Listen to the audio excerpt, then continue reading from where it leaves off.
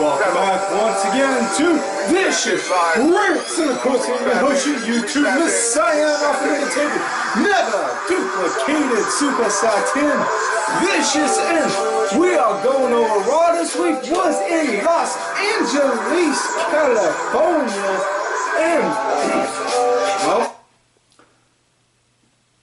not gonna lie, this Raw, had its fair share of flaws in it, obviously, but probably the biggest thing of the night that happened on it, at least from this humble fan's perspective, is the fact that Broken Matt is back now.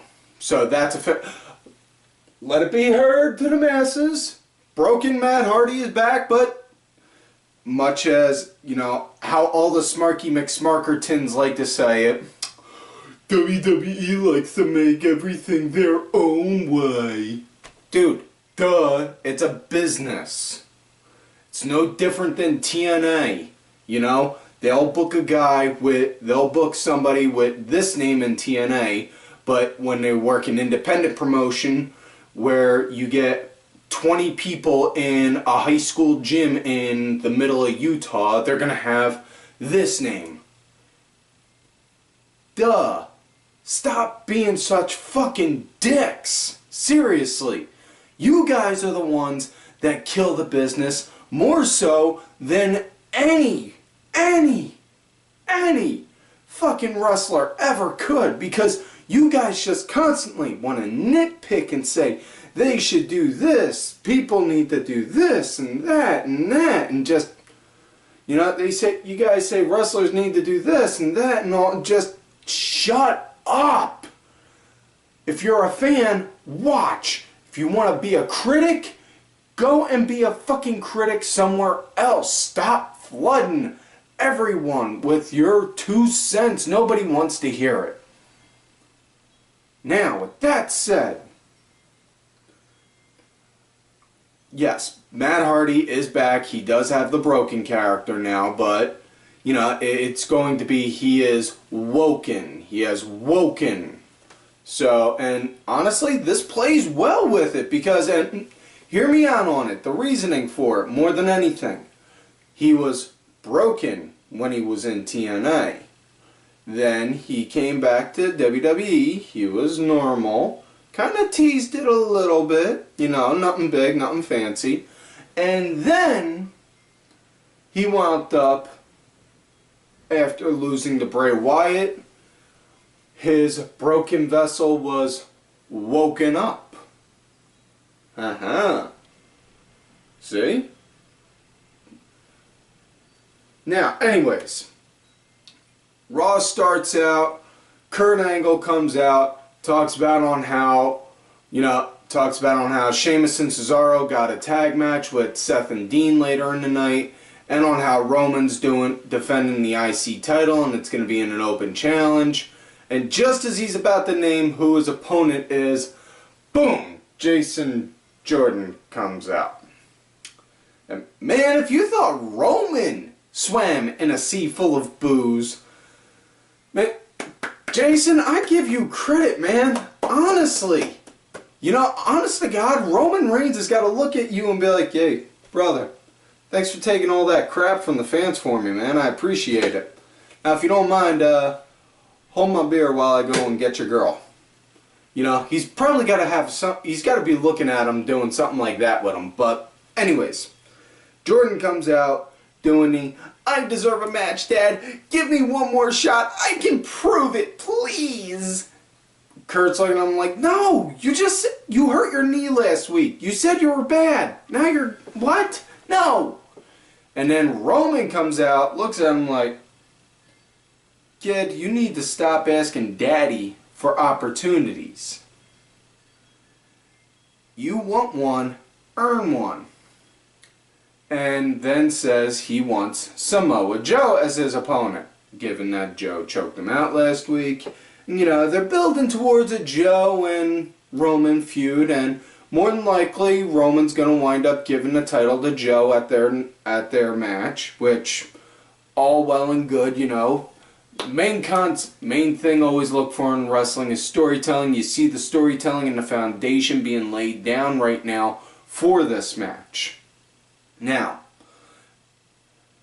Joe comes out, says he'd gladly take it. Jordan winds up saying, no, no, no, no, no, I'll do this. Dad, give me Joe. In which case, then we just like, oh, wait, you're serious? You really think you could hang and beat Joe? Hold it, wait, I'm gonna laugh harder. Yeah, that pretty much sums it up right there. Because, yeah. But yeah. Anyways, Roman brushes him off. Joe brushes Jordan off. Roman and Joe are talking. Joe's all the way up at the entry ramp right up here.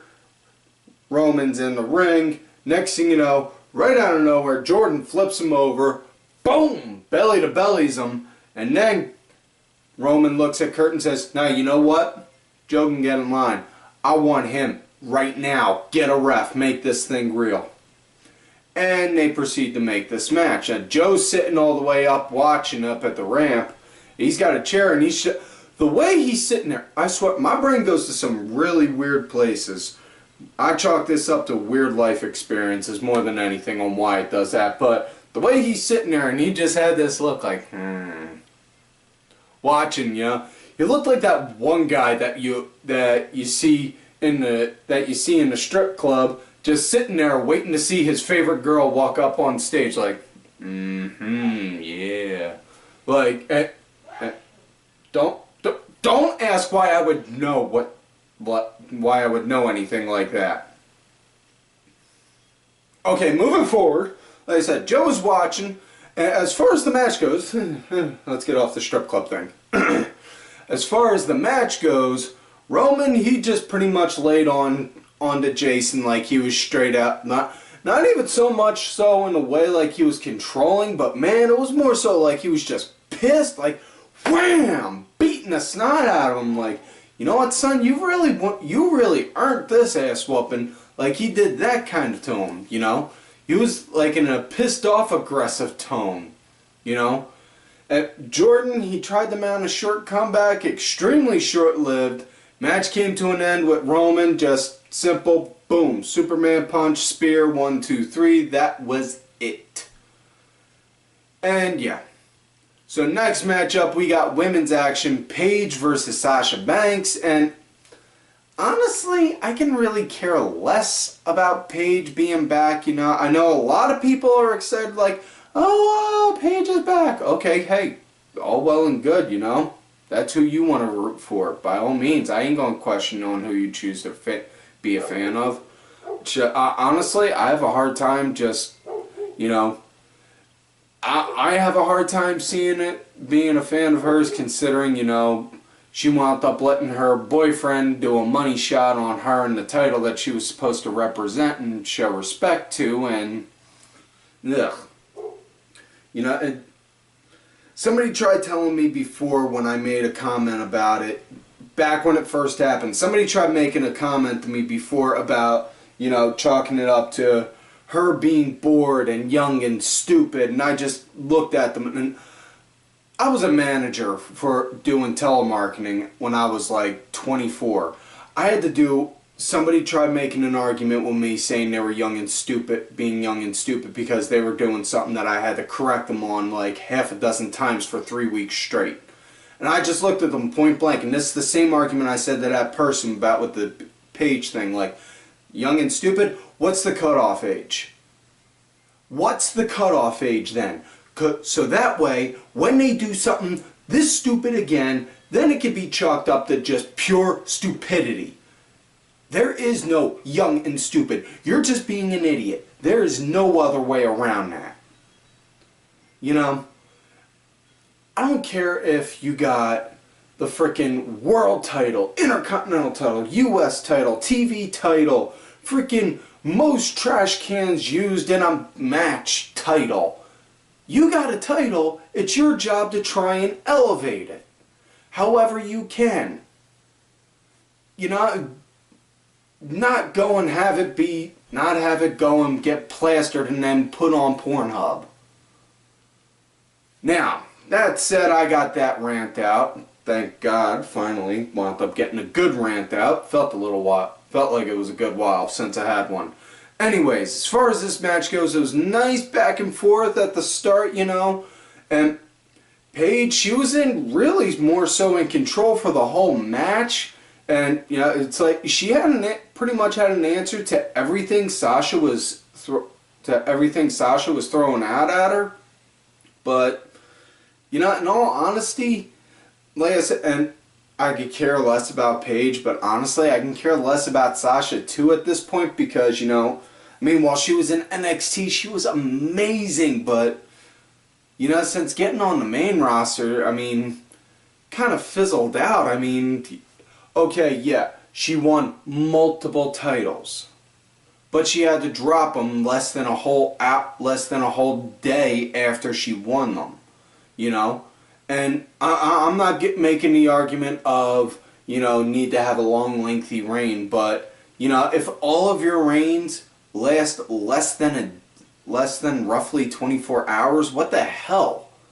The company really, I'm just sorry, but from fan perspective, that just looks like the company don't really see much trusting you on that, you know? Ugh.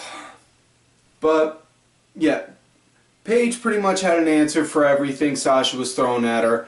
It was a half-decent match, I'll give them that, but, you know, my big worry is Paige trying to make the argument of she started the women's revolution because, well, the last woman that wound up going on TV saying she did, well, she got fired. So, she may want to watch on that. But anyways, match wound up coming to an end when Paige's minions and Sasha's little trio, Bayley and Mickie James, wound up all having a little scuffle outside, and Sasha got distracted by it, looked out there, gave them the 1,000-yard death stare, and then climbed back in. When she did, next thing you know, Paige hoisted her up, boom, Rampage, that was it. Excuse me. And that was that. Next up, we got the next Fatal 4-Way Cruiserweight match. Brought it up last week, had a Fatal 4-Way last week, then a Fatal 4-Way this week. Then the winners go one-on-one next week to face Enzo. See that nice little hand motion thing there? You know, should probably do something like that more often. Anyways, Tony Nese, Drew Gulak, Mustafa Ali, and Cedric Alexander. And right at the get-go, very second the bell rings, the heels, boom, go and attack the baby faces, isolate them real quick. You know, my only concern more than anything is, seriously, can we please change the name of Enzo's group from being the Zo Train? Because, and I know I mentioned it last week, but honestly, it sounds like what goes on in Cell Block C in the middle of a gay porn. Don't ask why I would know this stuff. I knew a lot of weird people from the time I was 14 and till now. We'll just leave it at that. But, yeah. It just, seriously, like, why that? I mean, come on. That's almost as bad as naming a wrestler Michael McGillicuddy. And we all know nobody would do that. Okay, moving forward. Yeah, they isolated them. Next thing you know, the faces, they obviously got the upper hand. And then that's when the action actually happened, you know. Everyone really got a chance to shine, you know, show a few minutes of work in the ring. And Mustafa Ali, man, this cat cannot impress me. When I think this cat can't impress me anymore, he freaking does, you know, with the way him and Cedric were pulling off some serious fucking high spot bullshit, man. And I'm not saying bullshit in a bad way, but just the way I fucking talk, it's some fucking high spot bullshit, man. It was just nuts. I mean, literally, at one point, Mustafa had Cedric up and did on the top rope, not the turnbuckle, but the rope, type walk for a minute, got there, and then did a top rope Spanish fly on him. that. Not only that, man. If you could do an inverted 450, Christ almighty, you got some serious freaking control, body control, man. And yeah, I give you mad ups on that. But yeah, just nice solid action all around. Nice solid action all around. Really liked seeing everything with everyone on it. You know, match wound up coming to an end. Cedric started picking up the pace. Wound up hitting a lumbar check on...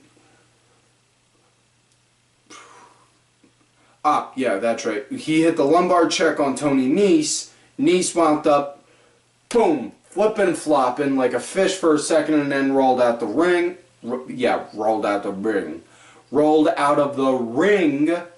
I'll talk right at some point making these shows. And then wound up hitting it again on excuse me, on Mustafa Ali. Next thing you know, winds up, Drew Gulak comes in, winds up tossing him off, and then goes, sweeps the pin, 1, 2, 3. Drew Gulak steals it, and just as he's about to present a PowerPoint presentation that would make Al Gore blubber in tears of joy, we have to take a commercial break. Next matchup we got, well, not even so much a matchup, it was just a little segment, but it was built to be a matchup. Elias comes out, humming a tune, singing a song, Kumbaya, my lord, Kumbaya, that kind of shit. And then, Braun comes out, freaking decimates him. Elias tries to make a fight back, smashes his guitar over Braun's back, and Braun's just like, did you just try and break something over me? And then he gets destroyed.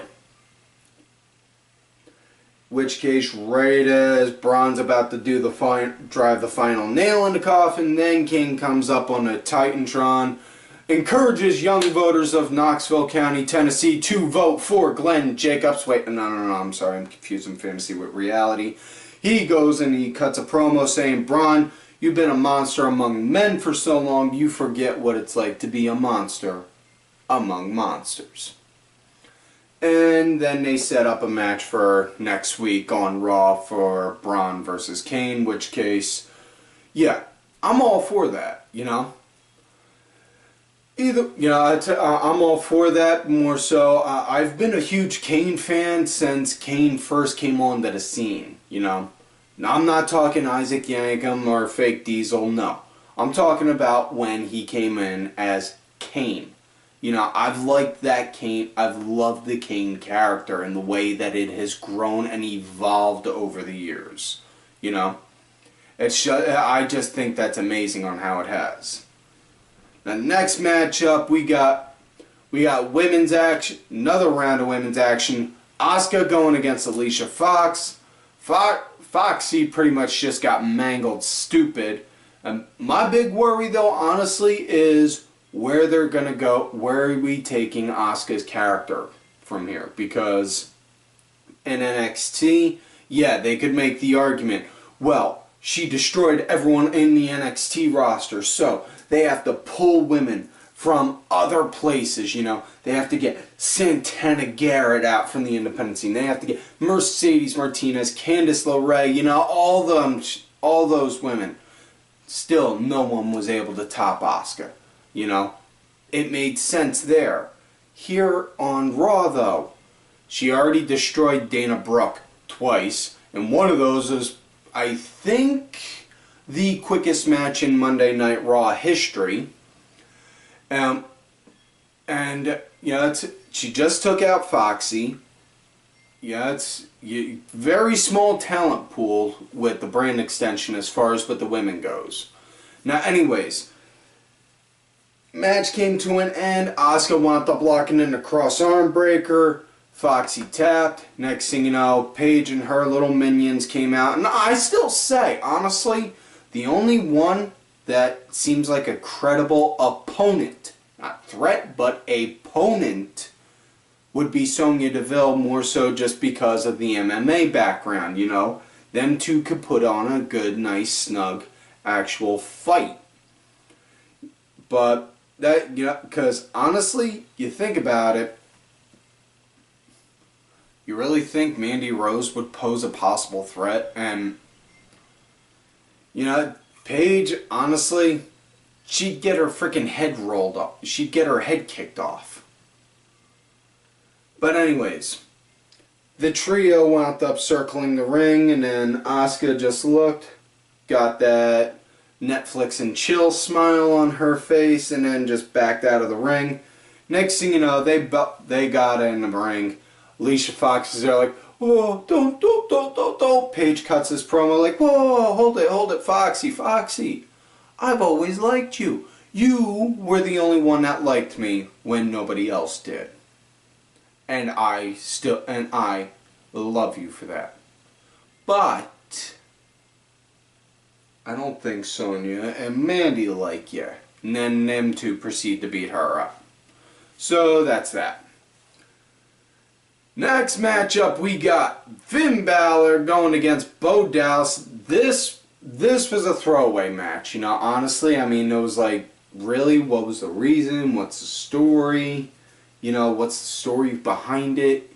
You know, it's not leading to anything later on down the road, just, I mean, it had a nice start, and Bo was, you know, kept Finn grounded for a good bit, but you know, really, there wasn't much else other than that. Finn got the win with the coup de grace.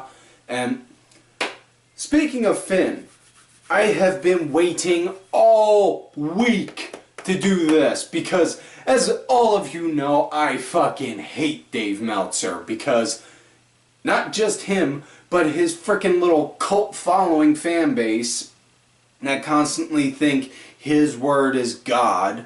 He speaks as if it's the word of God, and he made this report that, you know, Vince doesn't believe Finn is over, you know, and all this, that, and the other, in which case, then it got proven, and it was reported via, I believe the site was thedirtsheets.com, I don't remember what one specifically, but either way, they pinpointed and they proved that Meltzer fabricated that. Which case, shock!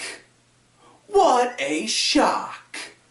Because not only did he do that, they also pinpointed on how he was wrong for roughly about 80% of this past year. You know, highlights being, you know, last year's WrestleMania was going to be Roman versus Brock.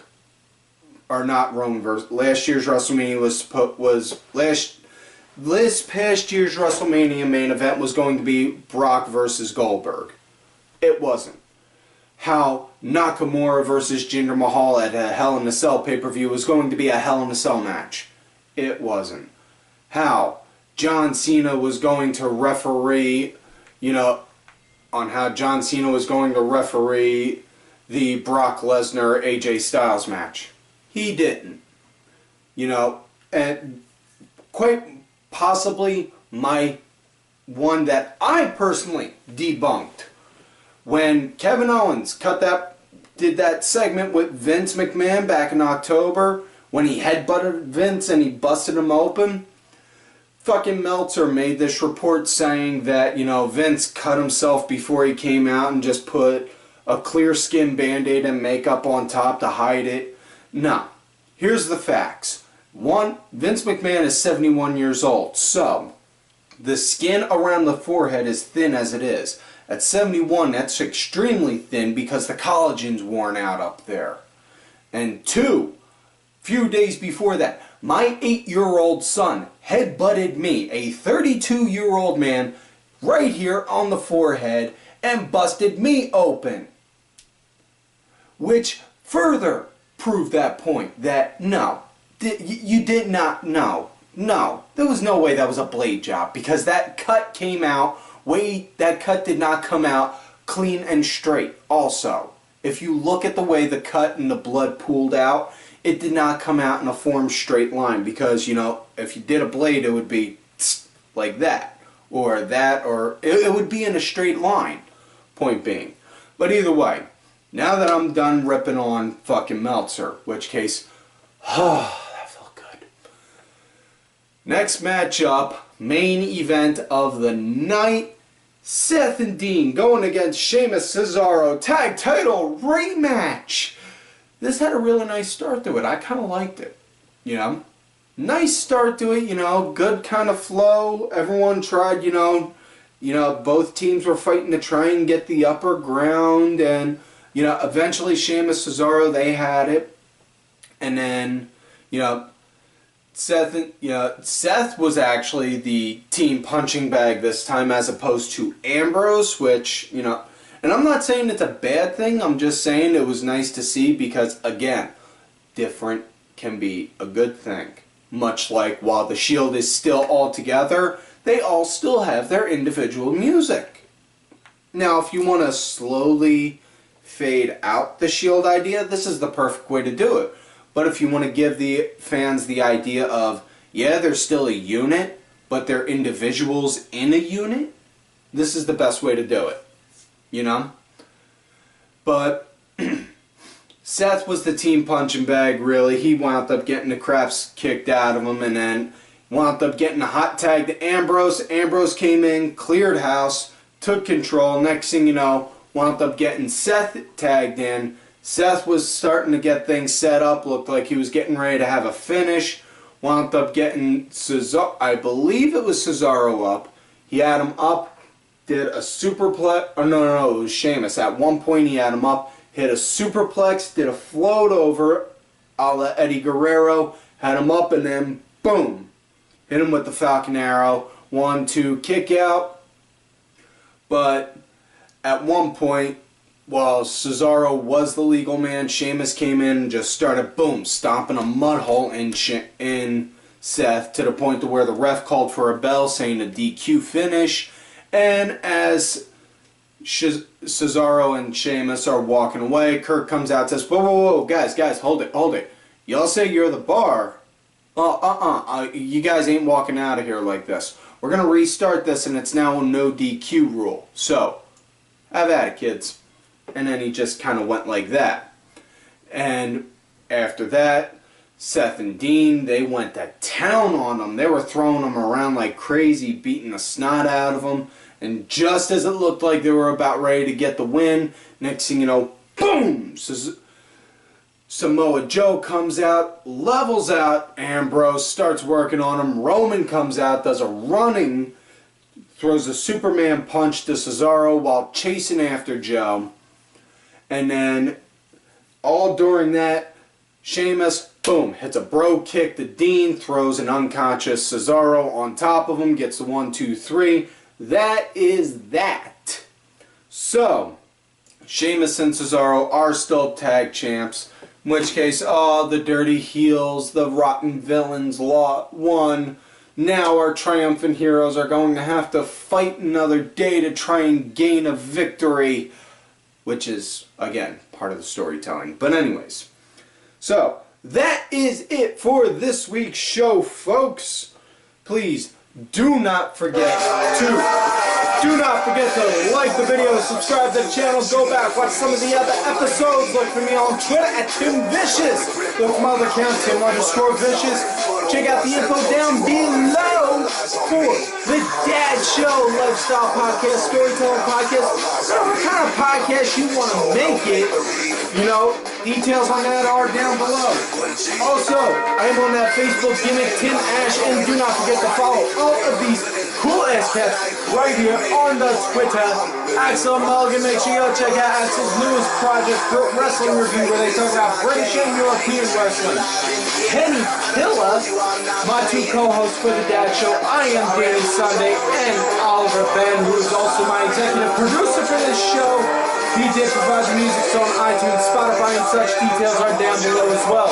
Cranky asshole, Aaron_DeBoer, and Dazzy MWP. And folks, like I always tell you, you love me great, you hate me. Fuck you.